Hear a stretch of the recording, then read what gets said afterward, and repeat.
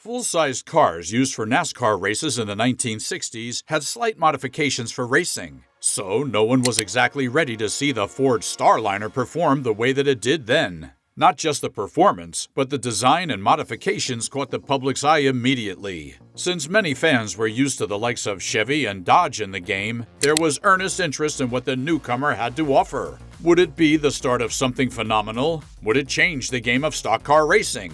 The Ford Galaxie Starliner may have met some of these expectations, exceeded some, and deflated others. The Ford Starliner 1960 arrived at a time when the space race was at its peak. The world had just witnessed the end of the Second World War, and two key players, the United States and the Soviet Union, were trying to pitch for best in space exploration and rocket science, especially with the invention and exploration of ballistic missiles during the war. There were a lot of space and rocket science terms flying around, and the Ford team keyed into the trend. They decided to start a series of vehicles with space-like names. This series was called the Galaxie series, with a lineup of cars like the Starliner, Sunliner, and Skyliner, all different machines for different purposes. The Ford Galaxie was in production from 1959 to 1974. The series featured full-size cars that responded to the market's growing demand for vehicles that seamlessly combined luxury and performance. At that time, the Chevrolet Impala and the Chrysler were the big boys in town, so Ford had to step up with something sleeker to replace its Fairlane 500 design.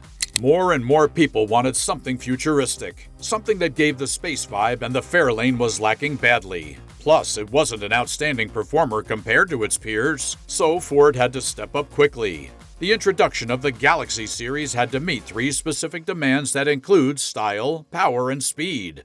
Ford switched the Fairlane model to mid-sized cars and focused the Galaxie series on full-sized cars. But the team knew just bringing along a fine car with a unique design but the same features as the Fairlane was not going to give them the brand reputation upgrade they needed. Ford was beginning to look outdated in the market. The Chevrolet Impala had since bodied the space theme and became a household name for it. If Ford was to break in, they had to do something extraordinary with the design and power. Plus, they also had to improve their image at NASCAR. The kind of machine they were looking to build would have to improve aerodynamic features for better speed at NASCAR.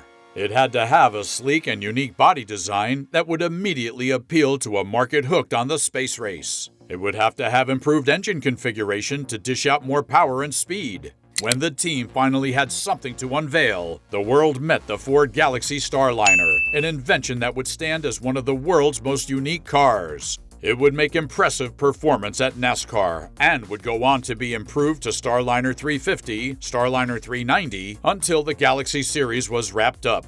While the Starliner was a full-sized car, the Sunliner was a convertible version of the Galaxie, and the Skyliner was a retractable hardtop convertible car. There was also the Ranch Wagon, which was for basic utility. These names were intentionally chosen to key into the space race craze at the time. However, the star of the show remained the Ford Starliner, and here's why. It would be the flagship vehicle for a series that would change Ford's life forever. The unique car had an expressive design and two features that turned the stock car race in favor of Ford. Before the unveiling of the Starliner, the 1959 Galaxie had prominent fins in the body design that was a nod to the futuristic taste of the market and the space race craze. The team wanted to create something that balanced well as a sports car and a proper vehicle. The Starliner came with subtle fins that extended from the rear fenders. They also helped with aerodynamics for more speed on the tracks. Another design that pitched the race car status of the Ford Starliner 1960 was the fastback feature.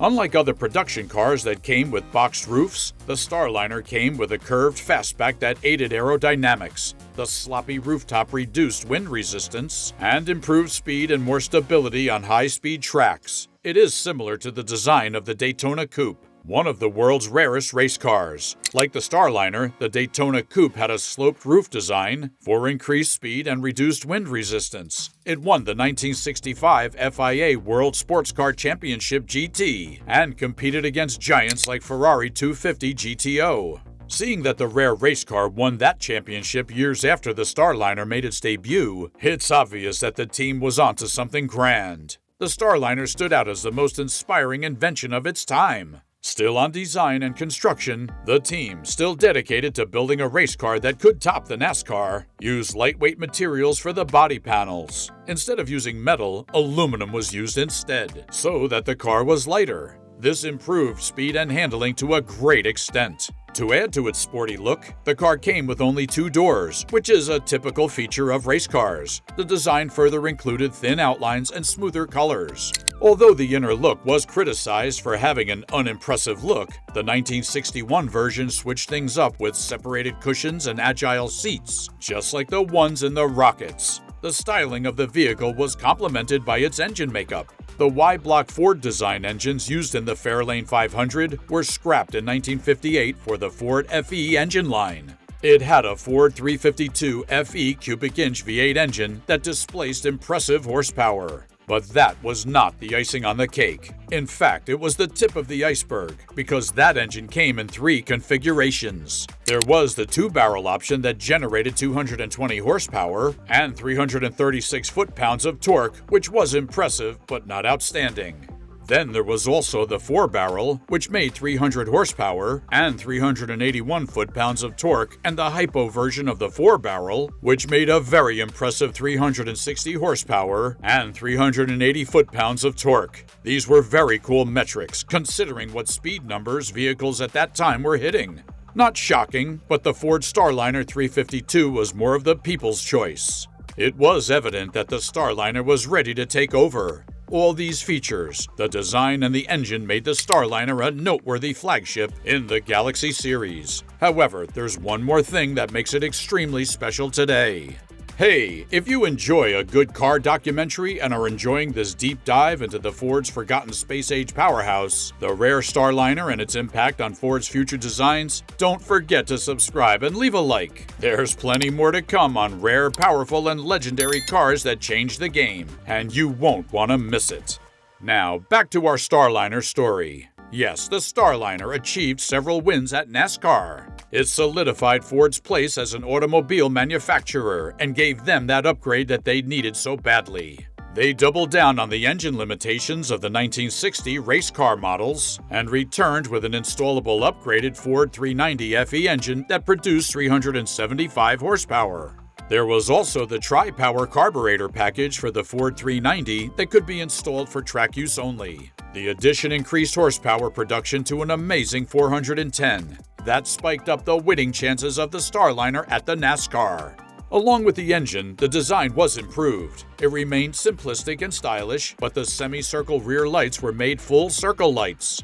Of all the 90,000 units of Galaxies produced, the Starliner counts for less than 10% of that number. Very few units were produced from 1960 to 1961 before it was replaced with the more improved Galaxie versions. Thus, it has become a rare vintage race car that collectors pay heavily for today. An average maintained Starliner is sold for over $30,000 today, and like every classic car that had its heyday, the Starliner had its downsides too. The first was the weight. As much as lightweight materials were used for the body panels, the chassis was made with heavy metal, which made maneuvering and handling stressful.